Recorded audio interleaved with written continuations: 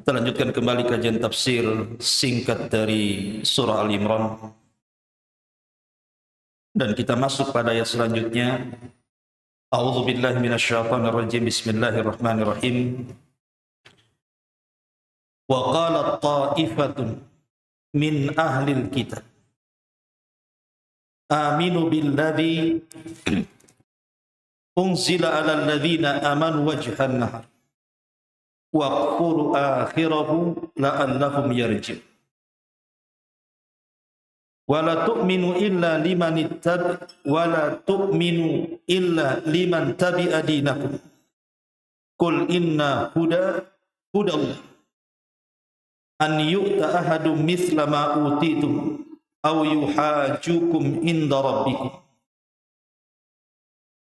Qul innal fadla biyadillah yu'tihi man yasha wallahu wasi'un 'alim. Yakhtassu bi rahmatihi man yasha wallahu dzul fadlil 'adzim. Allah Subhanahu wa taala berfirman, dan segolongan ahli kitab berkata kepada sesama mereka, berimanlah kalian kepada apa yang diturunkan kepada orang-orang yang beriman di waktu siang hari atau di waktu awal siang, tetapi ingkarilah di akhirnya agar mereka kembali kepada kekafiran.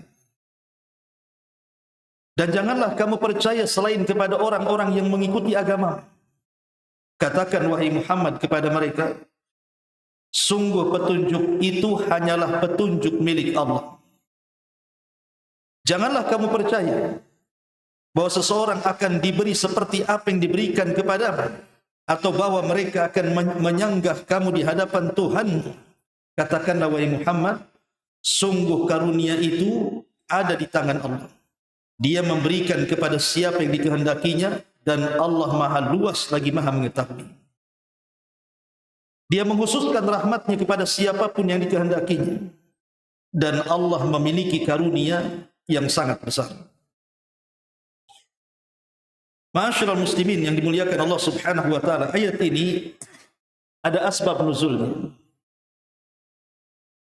Ayat-ayat yang sebelumnya yang sudah kita kaji, bagaimana permusuhan orang-orang Yahudi dan Nasrani kepada orang-orang yang beriman. Sampai permusuhan ini dianggap abadi dalam Al-Quran dengan firman-Nya, walan tarda ankal yahudu walan nasara hatta tattabi'a millatahum. Kalimat lan yang masuk pada fi'lul mudhari', walan tarda, lan di sini litabid, artinya selamanya. Orang-orang Yahudi dan Nasrani itu tidak akan redha dengan kita sampai kita ikut agama mereka. Sehingga karena mereka tidak akan melepas kita kaum muslimin supaya kembali kepada ajaran mereka, maka mereka berusaha membuat makar. Lah salah satunya makar itu digambarkan dalam Quran ini, ayat yang kita akan bahas. Jadi para pembesar Yahudi, dan kita tahu bahwa Yahudi yang ada di kota Madinah itu semua jumlahnya ada 10 kabilah. Tetapi yang paling besar itu cuma 3. Pertama, Yahudi Bani Qunaiqah, yang kedua Yahudi Bani Nadir, dan yang kedua Yahudi Bani Quraidah. Itu yang paling besar dari kabilah-kabilah Yahudi. Lah ketika Nabi SAW hijrah dari Mekah ke Madinah, banyak orang-orang Yathrib yang kemudian belakangan disebut Madinah itu semua rata-rata masuk Islam dari kalangan Khazraj dan Aus itu. Sehingga membuat kecemburuan orang-orang Yahudi terhadap dakwah Nabi SAW. Akhirnya mereka membuat makar. Bagaimana caranya orang-orang Madinah itu tidak percaya dengan Nabi, bahwa ajaran yang dibawa Nabi itu adalah kedustaan, bukan sebuah kebenaran. Mulailah mereka, khususnya para pembesarnya, para pembesar Yahudi ini, mereka rapat, bermusyawarah. Bagaimana kalau kita buat makar? Caranya gimana? Kita pura-pura masuk Islam. Jadi kita, para pembesar ini kalau bisa, nanti besok, waktu sholat subuh, kita datang kepada Muhammad itu. Kemudian kita katakan kita masuk Islam. Dan kita ikut sholat. Lihat bagaimana orang-orang Yahudi berpura-pura masuk Islam. Dan mereka orang-orang munafik dari kalangan Yahudi. Tetapi kemudian kata mereka, nanti di sore hari kita rame-rame murtad lagi. Ya bayangkan, paginya kita pura-pura beriman, solat bersama Nabi SAW, nanti sore hari kita rame-rame keluar dari Islam. Supaya orang menyangka bahwa ajaran Muhammad itu tidak benar. Kalau memang benar, kenapa rame-rame masuk Islam? Kenapa pula rame-rame keluar? Dari sini Allah Subhanahu wa taala gambarkan ucapan mereka, wa qalat ta'ifatun min ahlil kitab. Dan berkata sekelompok, tidak semua. Maksudnya sekelompok di sinilah para pembesar Yahudi yang menjadi munafik dari kalangan ahli kitab. Apa kata mereka? Aminu billadzi unzila 'alal ladzina amanu wajhan nahar. Berimanlah kalian kepada apa yang diturunkan kepada orang-orang yang beriman di awal siang saja. Ayo kita rame-rame di awal siang, pagi-pagi datang kepada Muhammad, pura-pura masuk Islam, kemudian kita sholat subuh rame-rame bersama mereka. Tapi kata mereka, waqfuru akhirahum. Tetapi di sore hari rame-rame pula kita keluar. Alasan mereka apa? La'allahum yarji'un. Agar orang-orang yang telah masuk agama Muhammad itu rame-rame murtad. Sehingga mereka menyangka bahwa ajaran Muhammad itu tidak benar. Buktinya kami orang Yahudi yang diberikan kitab saja enggak yakin dengan ajaran mereka. Apalagi orang-orang musyrik. Tetapi Allah Subhanahu wa taala langsung turunkan bantahan. Apa bantahannya? Wala tu'minu illa liman tabi'a dinakum qul innal huda hudallah. Dan janganlah kalian percaya selain kepada orang-orang yang mengikuti agamamu. Maka di sini Allah langsung turunkan bantahannya. Wahai Muhammad, katakan kepada mereka yang pura-pura masuk Islam kemudian keluar itu, sesungguhnya petunjuk itu hanyalah petunjuk Allah. Yang menentukan petunjuk itu bukan kalian. Bahwa Muhammad sesat, Muhammad tidak benar, Muhammad dusta, bukan kalian. Tapi petunjuk itu petunjuk Allah Subhanahu wa taala. Sebab kalau orang-orang itu betul-betul mendalami Islam, mustahil orang itu keluar dari Islam. Kalau orang-orang betul-betul mendalami Islam, mustahil orang itu keluar dari Islam. Karena Islam itu mengikat.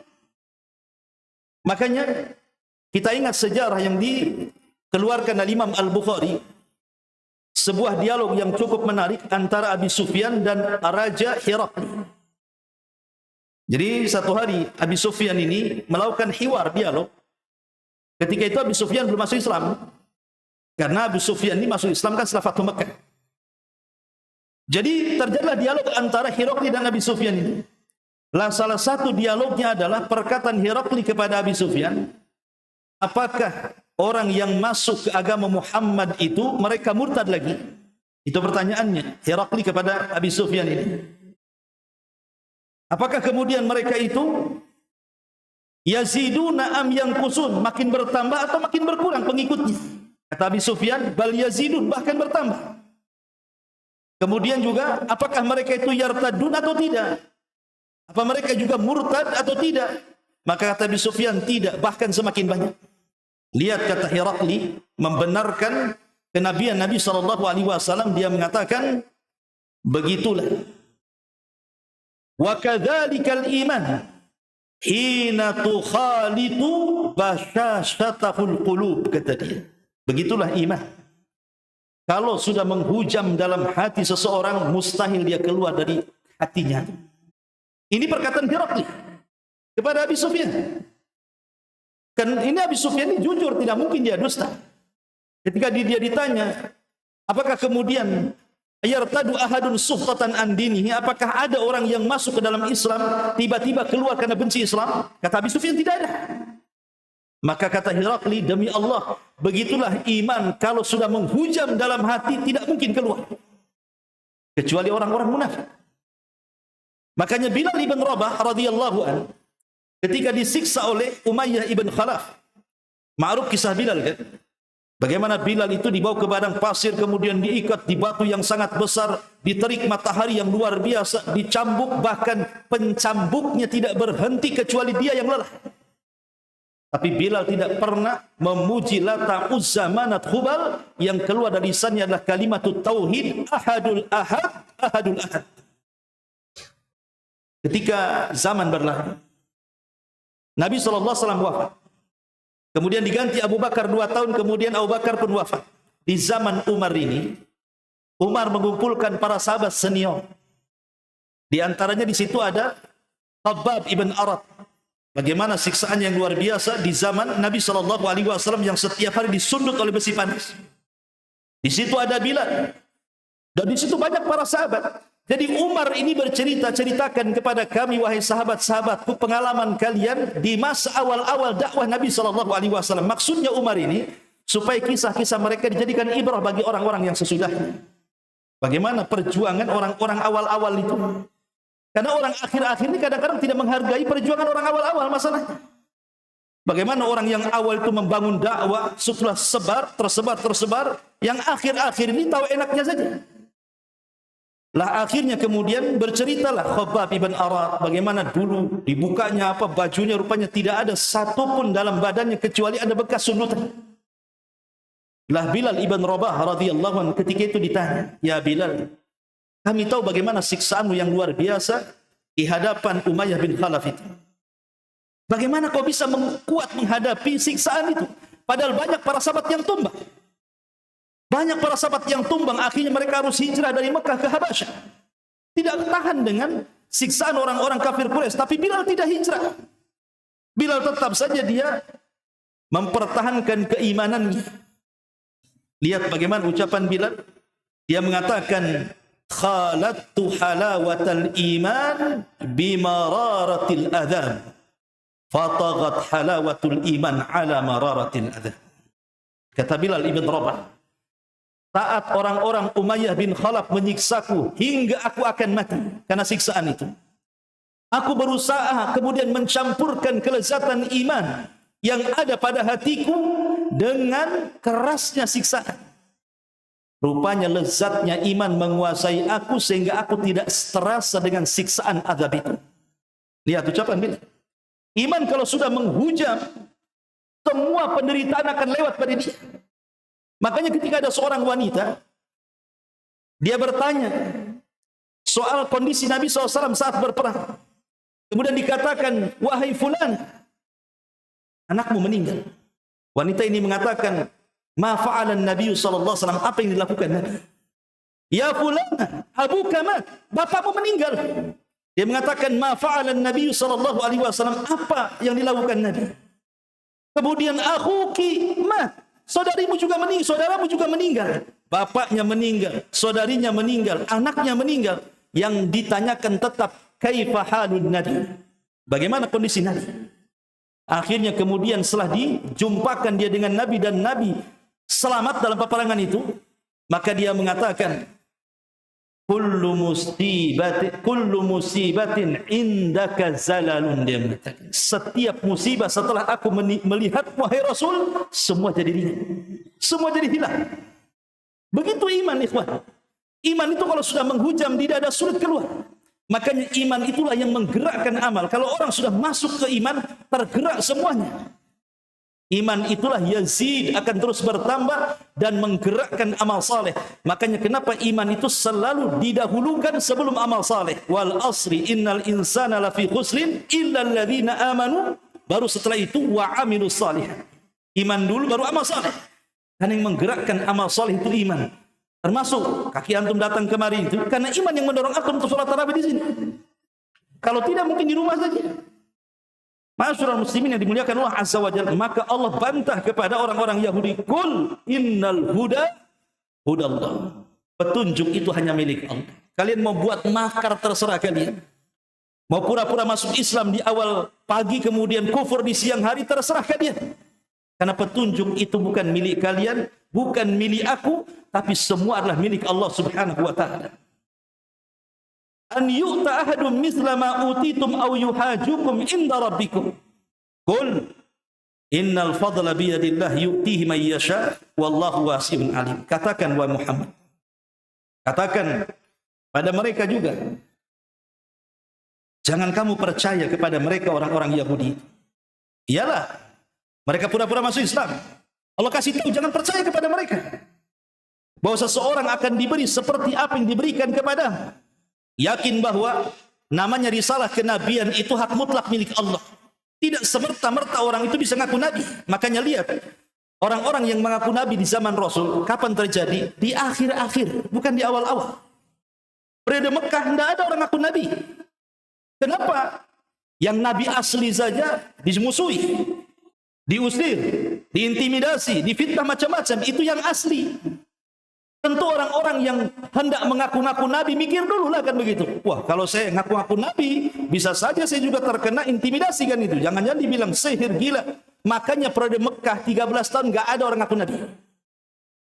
Kemudian Rasul pindah ke Madinah 1 Hijriah 2 sampai akhir sebelum wafatnya Nabi, barulah banyak orang ngaku nabi. Setelah kekuasaan Nabi menyebar, Mekah sudah dikuasai, Madinah sudah dikuasai, Islam sudah menguat, Nabi sudah enak, dihormati manusia, berpikirlah orang enak juga jadi nabi. Mulailah ngaku nabi. Disitulah keluar namanya Al-Aswad Al-Ansi dari Yaman. Keluar Musailamah Al-Kadzab dari Yaman. Keluar Sajah bintu Al-Harith, wanita itu Sajah. Ya. Keluar Tulaiha. Ini yang paling masyhur 4 orang ini. Tetapi yang 2 balik lagi ke Islam. Tulaiha dan Sajah ini balik lagi tobat nih. Tapi Al-Aswad Al-Ansi dan Musailamah Al-Kadzab betul-betul memerangi Islam, dan dua-duanya dihabiskan di zaman Abu Bakar Siddiq radhiyallahu anhu. Ma'asyiral muslimin yang dimuliakan Allah Subhanahu wa taala. Maka di sini Allah mengatakan, jangan percaya kepada mereka bahwa seseorang akan diberi seperti apa yang diberikan kepada Muhammad, atau bahwa mereka akan menyanggah kamu di hadapan Tuhanmu. Katakan ya Muhammad, sesungguhnya karunia itu ada di tangan Allah. Karunia kenabian itu ada di tangan Allah. Tidak bisa orang ngaku nabi. Saya pikir orang ngaku nabi itu ada di Timur Tengah saja. Di Indonesia paling banyak orang ngaku nabi kan. Banyak sekali. Di Jawa Barat ada namanya Nabi Cecep. Penantum dengan Nabi Cecep kan itu. Itu syahadat gimana? Asyhadu anna Cecep Rasulullah. Subhanallah. Banyak di Indonesia ini. Di Jakarta ada orang ngaku nabi, punya pabrik roti. Anak buahnya nggak digaji karena kerja sama nabi. La haula wala quwata illa billah. Banyak ngaku nabi, Imam Mahdi juga ada. Yang nggak ada ngaku dajjal aja. Tapi yang jelas di Indonesia ini, kata orang Arab apa? Likulli saqit laqit. Setiap yang jatuh itu ada yang mungut. Artinya sesesat apapun ajaran ada saja pengikutnya. Itu masalahnya di negeri kita ini. Ya. Ma'asyiral muslimin yang dimuliakan Allah Azza wa Jalla. Allah mengatakan yaftassu bi rahmatihi may yasha wallahu dzul fadlil adzim. Dia menentukan rahmatnya kepada siapa yang dikehendaki, dan Allah memiliki karunia yang sangat besar. Allah memiliki karunia yang sangat besar, artinya rahmat Allah itu sangat luas. Sampai Allah mengatakan, ya ibadi, law anna awwalakum wa akhirakum wa insakum wa jinnakum qamu ala sa'idin wahidin fasa'aluni fa'ataitu kulla insanin mas'alatahu ma naqasa dzalika mimma indi illa kama yanqusul mikhyat idza udkhilal bahr. Wahai hamba-hambaku, kata Allah dalam hadis qudsi, seandainya orang awal-awal kalian, orang akhir-akhir kalian, manusianya, jinnya berkumpul di sebuah lapangan, kemudian semua meminta sesuai dengan permintaannya kepadaku, ku beri semuanya satu persatu, maka itu tidak mengurangi kekayaanku kecuali seperti jarum yang dicelupkan ke dalam air kemudian ditarik ke atas. Satu tetes itulah cukup menghidupi semua makhluk Allah Subhanahu wa taala. Lautan itu rahmat Allah, kekuasaan Allah, kekayaan Allah.